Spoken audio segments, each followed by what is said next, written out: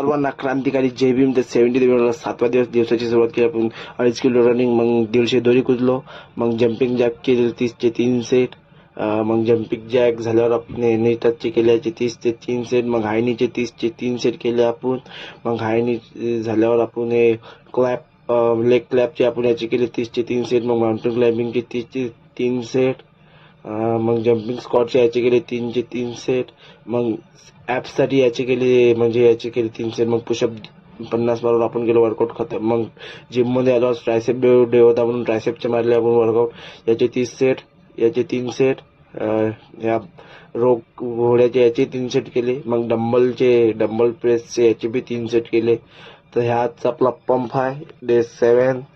तर कसा वाटला पंप? तर बॉडी आपली कम होऊ राहिली, म्हणजे 4 किलो वेट आपलं कम झालं. हे आपला डे 1चं 89 किलो आणि डे 7चं 86 किलो, एवढं आपलं 4 किलो वेट कम झालेलं आहे.